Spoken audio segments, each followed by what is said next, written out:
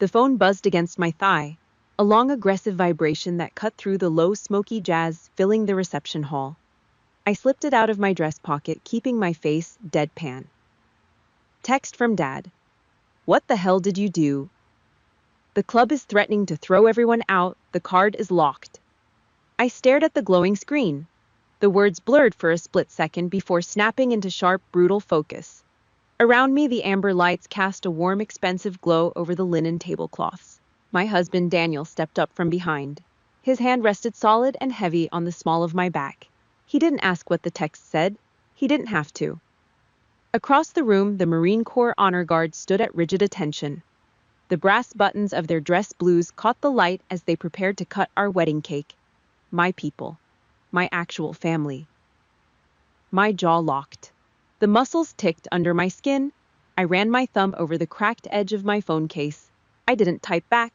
No explanations. No apologies. I just opened my drafts folder, found the email I'd queued up weeks ago, and hit send. One tap. That was it. 34 years of playing the silent ATM for the Taylor family terminated in a fraction of a second. The phone beeped again. A shrill, desperate sound. That beep morphed into the sharp clink, clink, clink of a silver fork tapping against a cheap champagne flute. 4 months earlier. The Georgia heat was a physical weight. It sat on my chest, thick and humid, smelling of lighter fluid and charred hot dogs. I was stuck in a flimsy plastic lawn chair in my parents' backyard, tracing the condensation on a red Solo cup filled with flat beer. My spine was straight, a habit the Corps drilled into me that I couldn't shake even in civilian clothes. I scanned the perimeter of the yard out of pure instinct. Broken fence panels, overgrown weeds, a house falling apart propped up entirely by my bank account. My mind kept drifting back to a piece of paper I had signed 2 months before that. A business loan guarantee for Tyler. I did it because I was still trying to be the good daughter, the reliable one, the ugly workhorse who kept the farm running while the prize ponies pranced around. The sliding glass door rattled on its rusted tracks. Claire stepped out onto the patio, 40 minutes late to a family barbecue. She was wearing oversized designer sunglasses and a floral sundress that looked ridiculous next to a smoking charcoal grill. Tyler trailed behind her like a stray dog on a short leash, wearing a polo shirt popped at the collar. My father practically tripped over his own feet to greet him. He shook Tyler's hand like the guy was a visiting 4-star general, not a sleazy used car salesman who couldn't keep his inventory straight. I took a sip of the warm, bitter beer. I already had my exit route planned. Through the side gate, down the driveway, into my truck. 10 minutes tops, and I could fade out of this pointless gathering and get back to the base. Then, the fork tapped the glass. "Listen up, everybody," Claire announced. She raised her left hand, letting the afternoon sun catch a gaudy, blocky diamond ring. My mother gasped, dropping a pair of plastic tongs onto the deck. My father clapped Tyler on the shoulder, hard enough to make the guy wince. Applause broke out around the patio. I sat still. My eyes automatically scanned the faces. "We are just so thrilled," Claire beamed, leaning into Tyler's arm. "And we already picked the date. We're doing the engagement party Memorial Day weekend at Savannah Crest." The air left my lungs. My stomach pulled into a tight, hard knot. Memorial Day weekend, Savannah Crest. Those were my coordinates. That was my date. The wedding invitations had gone out in the mail 4 months ago. Every single person standing on that patio had received one. They were stuck to their refrigerators, right now held up by cheap magnets. I looked at my mother. She was smiling, wiping a tear from her eye with the back of her hand. I looked at my father. He was already talking loudly about booking the country club's premium catering package, a package I knew damn well he couldn't afford on his maxed out credit. Nobody flinched. Not a single person spoke up. They had just paved over my wedding day like it was a pothole in the road. A cold, heavy numbness washed over me. It was the same dead feeling I got when I realized how deep the rot in this family actually went. Just last year, I drained $12,000 from my savings to pay for my mother's gallbladder surgery. I slept upright in a hard plastic hospital chair for 72 hours straight. My back ached for a week. I ate stale vending machine crackers for dinner. I tracked her IV drips and vitals when the floor nurses were too understaffed to care. And when she was finally discharged, my father stood in the driveway, looked at the neighbors, and said, "Thank God for Claire. She coordinated everything from her phone." I didn't say a word back then. I just swallowed it. I took the hit because that was my job. But this Claire caught me staring. She didn't look guilty. She didn't even have the decency to look embarrassed. She just looked bored. She adjusted her sunglasses on her nose and offered a careless little shrug. "I mean, your wedding is pretty small anyway, Laura. Just a quick thing at the chapel with your military buddies. You guys can just bump it to June." She said it like she was asking me to change tables at a diner, like my life was just a placeholder until hers began. My father turned toward me. He pointed a plastic fork with a half-eaten piece of sausage right at my chest. His face tightened into that familiar authoritative scowl, the one he used to keep the house terrified and in line when we were kids. "Don't make a scene," he ordered, his voice low and raspy. "Don't be dramatic, Laura. Your sister needs this. Tyler's family expects a certain level of presentation." Presentation. He was using my blood, my sweat, and my credit score to fund Tyler's presentation. I didn't yell. I didn't throw my cup. The rage inside me didn't boil. It froze over. I placed the red cup down on the wooden picnic table. Thump! I pushed the flimsy chair back and stood up. I didn't look at Claire. I looked dead at my father. I gave him the exact same stare I reserve for recruits who lied to my face. Cold, hollow, stripped of all human warmth. I looked at him like he was a deserter. "The wedding date isn't moving." My voice didn't shake. It was a flat, tactical fact. My father's face flushed dark red, the veins in his neck bulging. "Excuse me, you listen to me right now." I didn't. I turned my back on him. I never turned my back to a room ever.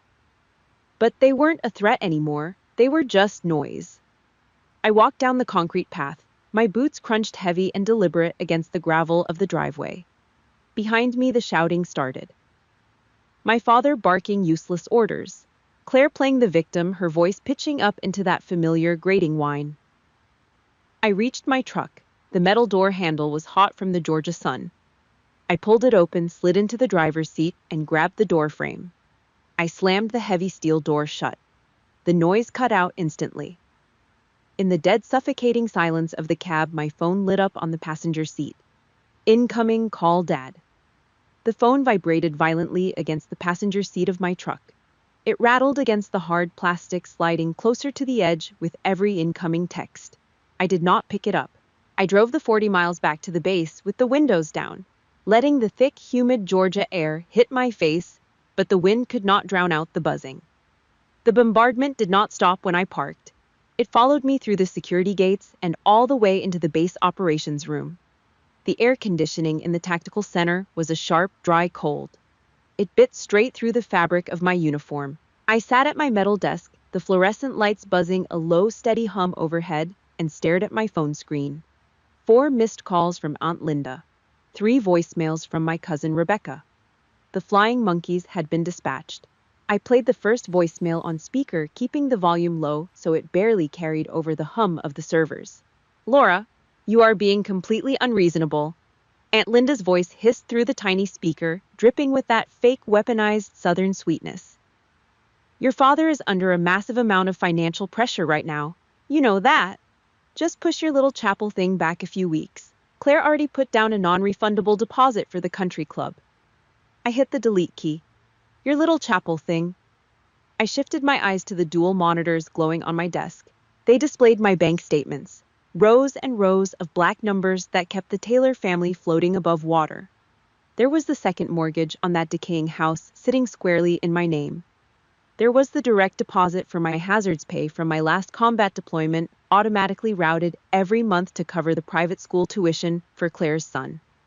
I paid for the roof over their heads and the uniform on my nephew's back. My jaw locked. I remembered a Thanksgiving dinner 3 years ago. I had just returned from a 9-month tour in the desert. I walked into the dining room carrying a heavy roasting pan, and my father pointed the neck of his beer bottle at me. "Look at her!" He had scoffed to my uncle loud enough for the whole table to hear. "Stomps around the house like she is invading a foreign country. Put on a dress, for God's sake, Laura. Try acting like a woman." I was the workhorse. I was built to carry the heavy loads, take the hits, and stay out of the spotlight so the beauty queen could shine. Iron discipline dictated that I do not cry in uniform. I locked my computer screen and rubbed the throbbing vein at my temple. The heavy steel door of the operations room creaked open. Daniel walked in. He did not ask how I was doing. He did not offer any empty platitudes or forced sympathy.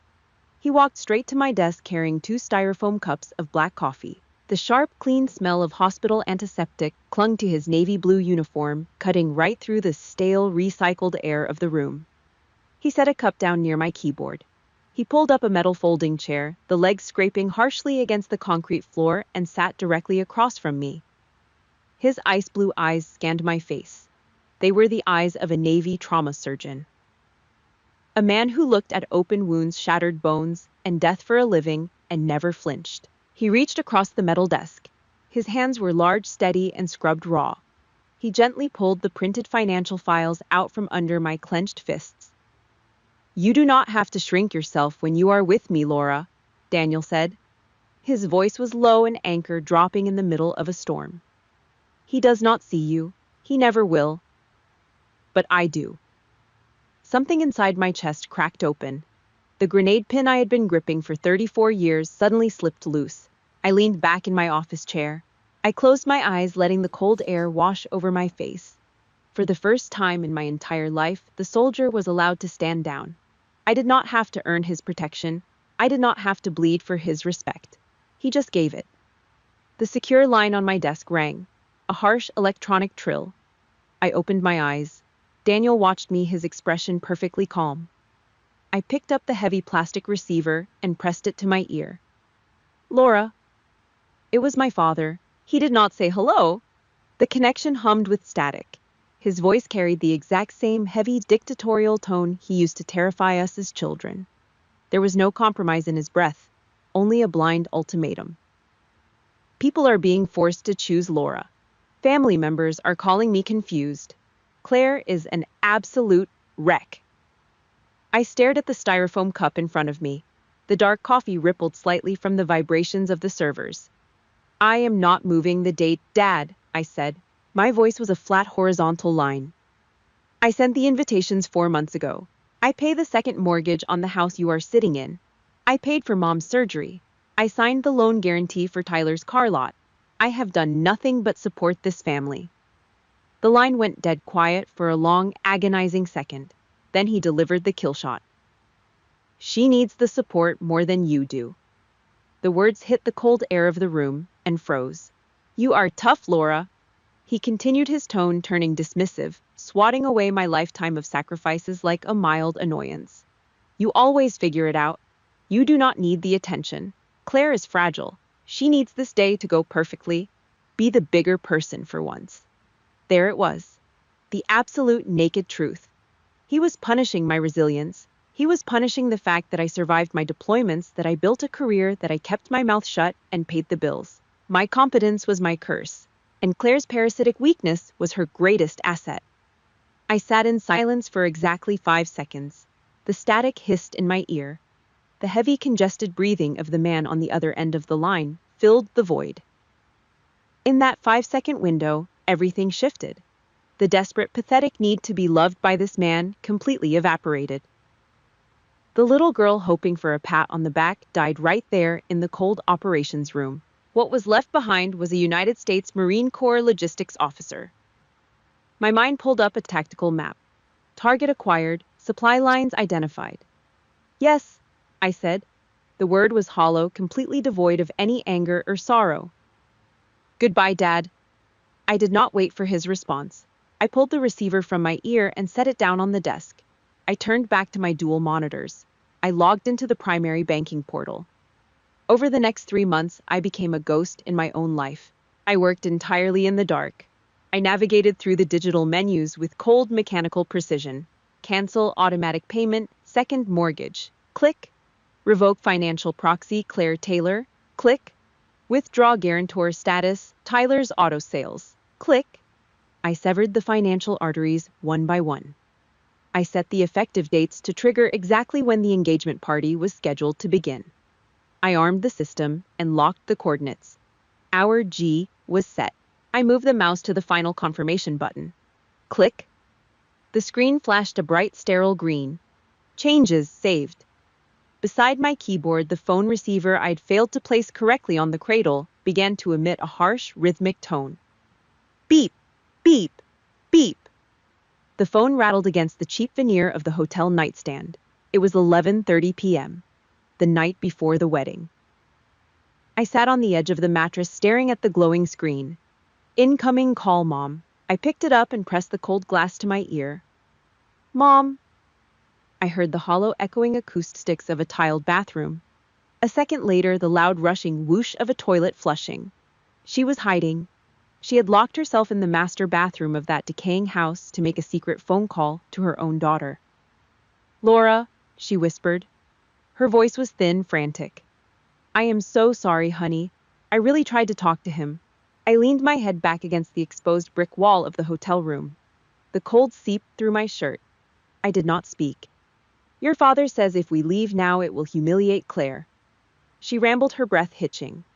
Tyler's parents are in town. They booked a whole block of rooms for the engagement party. If we drive down to Savannah for your wedding tomorrow, it ruins the narrative. It looks like the family is divided. He says Claire cannot handle that kind of stress right now. The narrative? They were not missing my wedding because of a scheduling conflict. They were boycotting it to protect the ego of a used car salesman and a 38-year-old dependent. I hope you understand, Laura, she pleaded. You are the strong one. You always have been. Claire she needs us. The enabler, always protecting the parasite, always sacrificing the workhorse. She was choosing the path of least resistance, letting my father dictate reality, so she would not have to deal with the fallout. I swallowed hard. The lump in my throat tasted like copper. I pushed off the brick wall and stood up straight.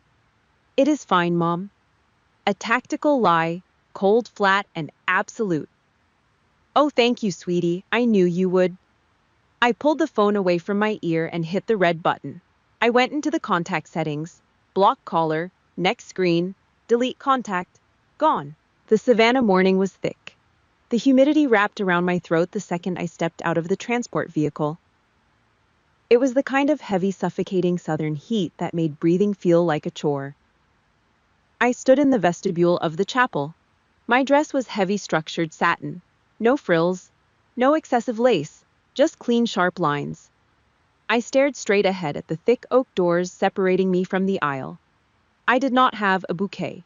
I did not have a veil over my face. I stepped up to the crack between the double doors and looked inside. The air conditioning inside this chapel was cranked high, creating a dry, sterile chill. The wooden pews stretched out in long rows. The left side of the aisle, the bride's side, empty, completely, utterly barren. Not a single paper program wrinkled. Not a single cushion pressed down. No mother dabbing her eyes with a tissue. No sister pretending to be happy for me. No father standing in the vestibule waiting to take my arm and give me away. They were 5 miles away at the Savannah Crest Country Club, drinking expensive champagne on my credit. I shifted my gaze to the right side of the aisle. There was no empty space.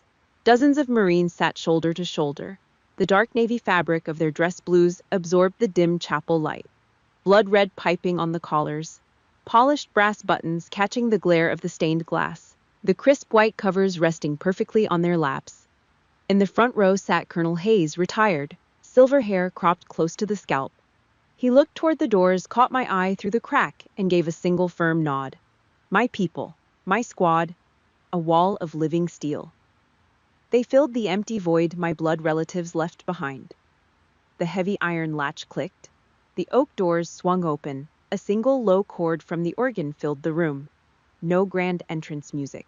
Just a steady marching rhythm. I stepped into the aisle, alone. I did not look down. I pulled my shoulders back, locked my shoulder blades together, and lifted my chin. My eyes locked dead ahead. Heel toe, heel toe. The exact measured astride of a military parade deck. My heels struck the wooden floorboards with a sharp, rhythmic crack. I did not shed a tear. If I let the grief in for even a second, my spine would shatter. Discipline was the only thing holding my skeleton together. Daniel stood at the altar. He wore his navy whites. The sharp contrast of the bright uniform against the dark wood of the altar made him look like a beacon in the cold room. He watched me walk the gauntlet alone. He did not wait for me to reach the steps. He broke protocol, walked down the 3 wooden stairs, and met me at the end of the empty row. He reached out and took both of my hands. My fingers were ice cold, completely numb from the adrenaline and the heartbreak. His hands were warm, calloused from holding scalpels and bone saws. He squeezed my fingers. Hard. He leaned in close.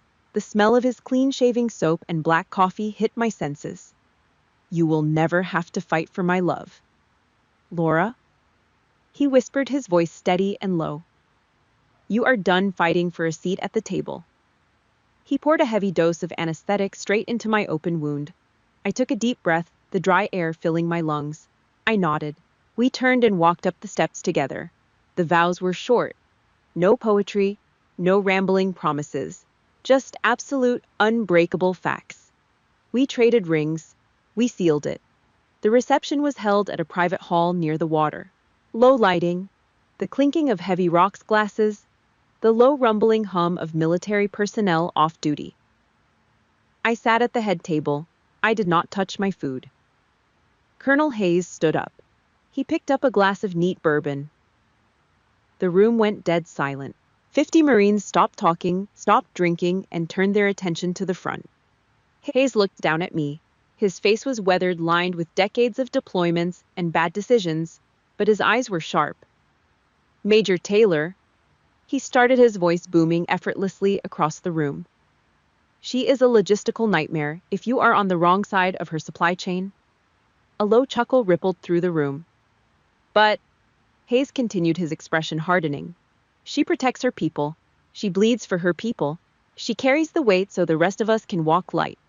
Tonight we have the absolute honor of protecting her. He raised his glass. To the Major, and her new husband. To the Major. 50 voices echoed in unison, a deep guttural sound that rattled the floorboards. I nodded to the Colonel. I reached down and pulled back the heavy satin sleeve of my wedding dress. Strapped to my wrist, completely out of place against the elegant fabric, was my black digital tactical watch. I stared at the LCD screen. 8:44 p.m. I watched the seconds tick down in the bottom corner. 58, 59, the number flipped. 8:45 p.m. Right at that exact second, 5 miles away, the automated servers at my bank executed their final commands. The cancellation notices hit the email inbox of the Savannah Crest Country Club management office. The foreclosure warning hit the family lawyer. The revoked loan guarantee hit Tyler's dealership. The financial blood supply was severed. The bomb had successfully detonated. At exactly 8:46 p.m., 5 miles down the road, the illusion shattered. I was not standing in the Savannah Crest ballroom, but I did not need to be. I knew the operational mechanics of a high-end country club. I knew how they handled bad debt. The banquet manager approached my father's table. He did not smile. He did not offer the usual sycophantic bow reserved for the wealthy members. He carried a black leather check presenter, clutching it tightly against his ribs. He leaned down, keeping his voice low, but the sharp acoustics of the ballroom carried the tension to the surrounding tables. Sir, the primary card on file has been locked by the issuer. We require a cash settlement of $15,000 before the main course is served.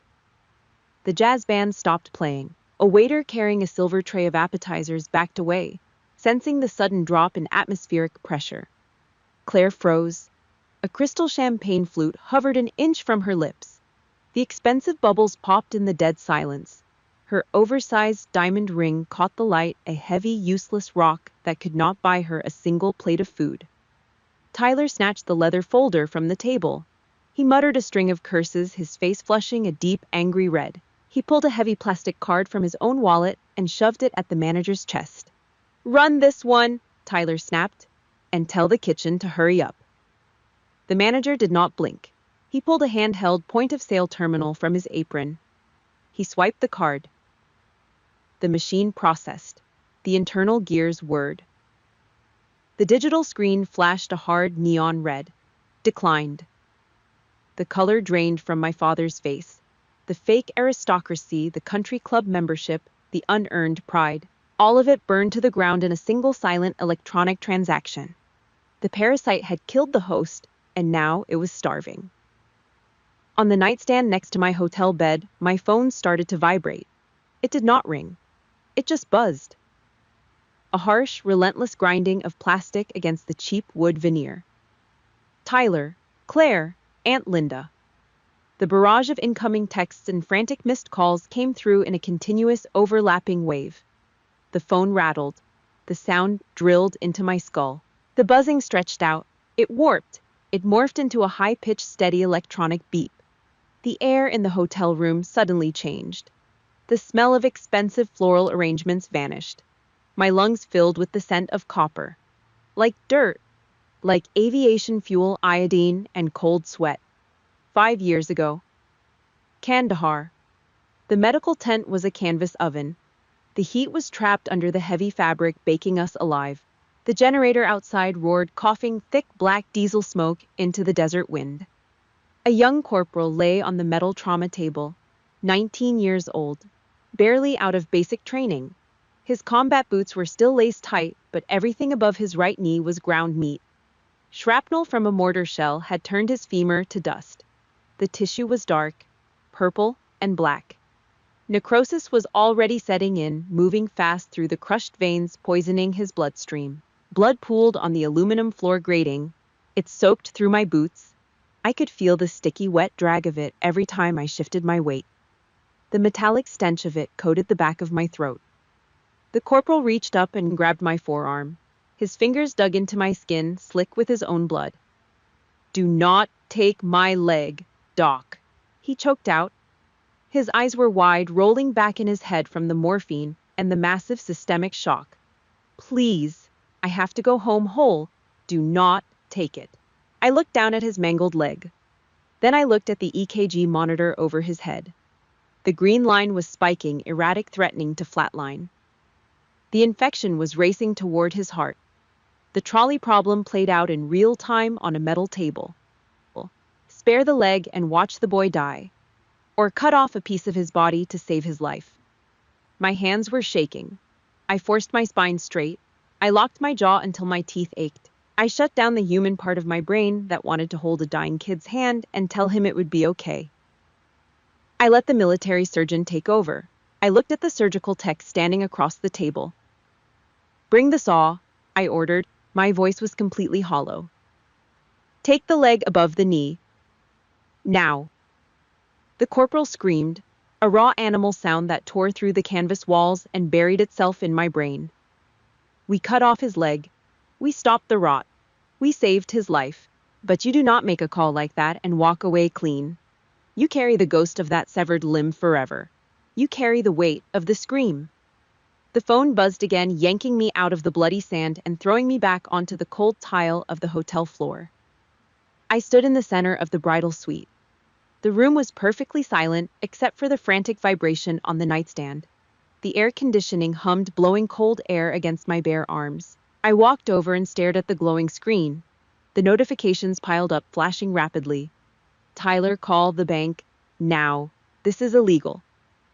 "Claire, you ruined everything. They are kicking us out. Daddy is having chest pains." I looked at those words. I did not feel guilt. I did not feel a trace of regret. I did not even feel anger anymore. The trauma of Kandahar provided absolute cold clarity. My family was the crushed tissue. They were the necrosis. For 34 years, they had been feeding off my system, spreading their debt, their entitlement, and their toxic pride into my veins. If I did not cut off the supply line, the rot would reach my heart.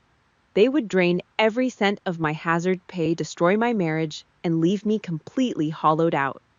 Cutting off the money was not an act of petty revenge. It was clinical triage. It was a pure survival tactic. I had to amputate the Taylor family to save Laura Taylor. Daniel stood near the large bay window overlooking the harbor. He unbuttoned his white uniform jacket and slipped it off his shoulders, laying it neatly over the back of a velvet chair. He did not ask about the phone. He did not rush to comfort me. He just watched my face, reading my vitals from across the room. I picked up a glass from the wet bar.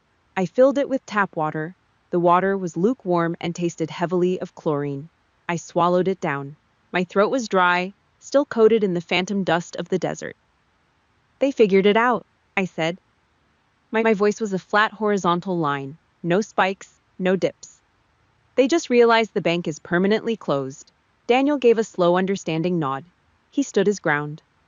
On the nightstand, the phone finally stopped vibrating. The screen went dark for 3 seconds. Then it lit up again. This time, it was not a text message. It was a phone call. The caller ID flashed across the glass in large, bold letters. Dad! He had not called me directly in months. He only issued orders through my mother or Claire. Now the king was standing outside the locked gates demanding entry. The arrogance was gone, replaced by blind panic. I walked over to the nightstand. I did not hit the red button. I pressed my thumb against the glass screen and swiped green. I lifted the phone to my ear. I pressed the cold glass of the screen, swiped right, lifted it to my ear. I did not say a word. I just let the audio feed pour into the quiet, heavily air-conditioned hotel room. It was a goddamn war zone on the other end of the line. The background noise was a chaotic, humiliating mess of overlapping voices, scraping chairs, and sheer panic. I could hear Claire in the distance, her voice pitched up into a hysterical, grating shriek. She was screaming at a banquet waiter, her Southern Belle facade completely stripped away. Tyler was shouting over her, his words slurring together in a panicked drawl. And then the heavy, congested breathing of my father, right against the receiver. Laura! His voice was a raspy bark. He was breathing hard, the wet rattle in his chest amplified by the phone's microphone. But he was still trying to project authority, still trying to rein in the chaos by flexing a muscle he thought he possessed. What the hell did you do? He demanded. I stood perfectly still. Outside the large bay window, amber streetlights cut through the dark Savannah night, casting long, sharp shadows across the carpet. The club manager just embarrassed us in front of Tyler's entire family. He snarled, his volume rising. The cards are locked. Tyler's business accounts are frozen. The bank is telling him his guarantor pulled out. You work in logistics. Fix it. Right now. Call whatever fraud hotline you need to call and fix this mess. I listened to the absolute delusion in his voice. He actually believed it was a mistake. A bank error. The arrogance was so deeply embedded in his bones that he could not fathom a reality where he was not the king of his decaying castle. He still thought his failed contracting business from a decade ago commanded respect in this town. He thought his name meant something. There is nothing to fix, Dad, I said. My voice was a flat, dead calm. I delivered the words like a casualty report. It is already done. I am at my wedding reception. What are you talking about? The confusion in his voice finally cracked his authoritative tone. He stammered. What did you cancel? Which accounts? I looked at my own reflection in the dark glass of the window. My posture was rigid, shoulders squared, chin level. I locked onto the target. Your 2021 IRS back taxes. I paid them. Silence on the line. The background screaming seemed to fade into a dull hum. The second mortgage on the house you're sitting in right now. The one that was 3 months in arrears, I carry it. A sharp intake of breath on his end. A wet, ragged sound. The private school tuition for Claire's kid. It is paid directly from my military hazard pay. I gripped the phone tighter, my knuckles turning white. And 6 months ago, I signed the commercial loan guarantee for Tyler's used car lot so the bank would not repossess his rusted inventory. I did not raise my voice. I did not yell. I let the facts fall like artillery shells, precise and devastating. I let the math do the bleeding for him. Do you remember my deployment to Helmand Province? I asked. My tone dropped to a low, quiet hum. 2 years ago, you and Mom took Claire down to Destin for a week. You rented a condo right on the water. I sat in a sandbag bunker in 110-degree heat using a secure satellite uplink to wire $15,000 to your checking account so the bank would not foreclose on your house while you were drinking margaritas on the beach. I let that hang in the air. The absolute, undeniable truth of it. I had bled in the dirt so they could play rich in the sand. The silence on the other end was absolute. It was the sound of a massive bloated ego being punctured and deflating into nothing. I could hear the exact moment his brain processed the raw data. The moment he realized he was not the provider. He was not the patriarch. He was a dependent. A parasite living off the scraps of the daughter he treated like a stray dog. The daughter he told to act like a woman was the only thing keeping him out of bankruptcy court. Laura, his voice was barely a croak. The booming dictatorial authority was completely gone, stripped down to the studs. It was replaced by the weak, wheezing breath of an old broke man staring down the barrel of total ruin. It was, you paid. He could not even finish the sentence. The humiliation was physically choking him. He had just realized he had slaughtered his only cash cow to feed a leech. I watched a pair of headlights sweep across the street 2 stories down. I felt absolutely nothing for him. No pity, no rage, no lingering desire for a father's approval. The wound had been cauterized. For the last 3 months, I've been pulling it all back, I said, spacing my words out evenly, deliberately. I canceled the auto drafts. I revoked the guarantees. I liquidated the joint accounts and moved the capital to a secure trust. Laura, please, listen to me. They are threatening to call the police on Tyler. We cannot leave the property. The panic was raw now. He was begging. Tonight you were forced to make a choice. I continued, completely ignoring his plea. You chose your favorite daughter. You chose to protect her fragile ego over attending my wedding. You made your call, Dad. I pulled the phone an inch away from my ear. So I cut the supply lines. You wanted to treat me like the least favorite child. Now you get to live like it. Wait, Laura, you cannot just leave us here. Feed yourselves. I pulled the phone down. I did not wait for an apology. I did not want one. An apology now would just be a transaction, a desperate, pathetic bid to turn the money valve back on. My thumb hovered over the red icon on the screen. I pressed it. The call ended. The screen went completely black. The sudden silence in the hotel room was deafening. The hissing static, the chaotic screaming, the pathetic wheezing, all of it vanished. Shut out, locked behind a permanent wall of steel. I stood there for a long time, staring at the black glass in my hand. I waited for the guilt to hit. I waited for the heavy, crushing weight of daughterly obligation to settle back onto my chest and ruin my lungs. It never came. The tumor was gone. The host was free. I felt a shift in the air behind me. Daniel stepped up. He did not say a word. He did not ask how it went or what was said. He just wrapped his arms around my waist from behind and pulled my back against his solid chest. He rested his chin on the top of my head. The smell of his clean soap and the faint scent of bourbon grounded me. I let my shoulders drop. The rigid military posture I'd maintained for 34 years slowly dissolved. I leaned back into him, letting him take my weight. I tossed the dead phone onto the cushions of a velvet armchair. Tonight the war was over. Tonight, for the first time in my entire life, I was going to close my eyes and sleep without a single dream.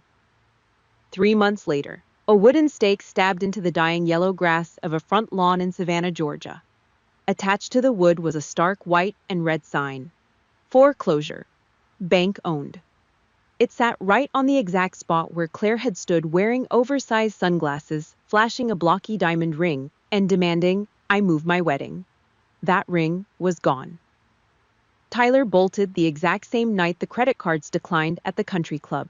He left her standing in the lobby in a cloud of tire smoke and unpaid catering bills. The blast radius of my financial cutoff leveled their entire fake empire in less than 48 hours. The bank seized the house. The dealership went into receivership. The parasitic host finally starved to death. 200 miles north, the air in Charleston was quiet. I stood in the center of my new study. Hardwood floors, clean sharp lines, no clutter, no chaos. I held a microfiber cloth, carefully wiping a thin layer of dust off a heavy glass shadow box. Inside the case, pinned to dark, felt rested my Navy and Marine Corps Commendation Medal. Next to it, a folded American flag. Precise, ordered, safe. Outside, a low-pressure system stalled over the Carolina coast. Heavy rain hammered the tin roof of the front porch, a steady, relentless drumbeat. It washed the salt and grime off the streets. Then the rhythm broke. A dull, hesitant knock at the front door. My spine stiffened. Muscle memory took over. I did not reach for a weapon, but my breathing instantly slowed. I set the shadow box down on the mahogany desk. I walked down the dim hallway. The floorboards did not creak. I reached the heavy oak door, grabbed the brass handle, and pulled it open. The porch light flickered, casting a pale yellow glow into the storm. A man stood shivering under the overhang. He wore a cheap, thin nylon windbreaker. It was soaked completely through, clinging to his stooped, narrow shoulders. Water dripped from the frayed brim of a faded baseball cap. It took my brain a full 3 seconds to process the visual data. It was my father, the dictator. The man who used to bark orders and demand absolute obedience. The man who pointed a sausage on a plastic fork at me and told me not to be dramatic. He looked incredibly small, hollowed out. The arrogant posture was gone, replaced by a desperate physical collapse. He did not try to push his way inside. He kept his eyes glued to the wet wooden floorboards of the porch. The wind howled, whipping cold rain against my bare feet. I did not step aside to let him in. I stood in the doorway, an immovable object. "Laura," he croaked. The voice was weak, stripped of all bass, stripped of all command. It was the sound of a completely broken man. I did not answer. I waited. He finally looked up. His eyes were red, heavily bloodshot, sinking deep into his skull. The sheer exhaustion radiating off him was palpable. "I do not understand," he whispered. His voice trembled, barely cutting through the sound of the rain. "You never acted like you needed anything. You never asked for help. You just handled it. You handled everything." He swallowed hard, his Adam's apple bobbing in his wrinkled throat. "I thought Claire was the weak one. I thought she needed the protection. I thought you were bulletproof." A pathetic, fatal miscalculation. A misunderstanding that had slowly poisoned a father and daughter for over 3 decades. My jaw tightened. The word tasted bitter on my tongue. "Weak." I stepped closer to the threshold. The cold mist hit my face. I looked down at him. There was no hatred left in my eyes, just the cold, distant pity you give a stranger on the street. She falls apart the second things get hard and you rush in to sweep up the glass. I said. My voice was a quiet rasp, sharp as a scalpel. "I survived 3 combat deployments. I pulled shrapnel out of 19-year-old kids. I slept in the dirt and never broke down once. So that meant I was supposed to just suffer in silence because I carried the weight without screaming. I deserved to be the pack mule." He flinched. The truth hit him like a physical blow to the chest. He swayed slightly on his feet. The wind whipped sideways, soaking the bottom of his jeans. He reached up with a shaking, calloused hand and wiped his face. It was impossible to tell where the freezing rain ended and the tears began. The man who cared about nothing but presentation, the man who let a used car salesman humiliate his own flesh and blood, was standing on my porch sobbing. He looked at me. He really looked at me, maybe for the very first time in 34 years. He saw the scars. He saw the heavy, invisible toll of being the strong one. "Strong girls still need their dads, do they not?" he choked out. The words tore his throat apart. They hung in the damp air, heavy and devastating. My chest seized. The titanium plates I had built around my heart cracked, just a fraction of an inch. But it was enough.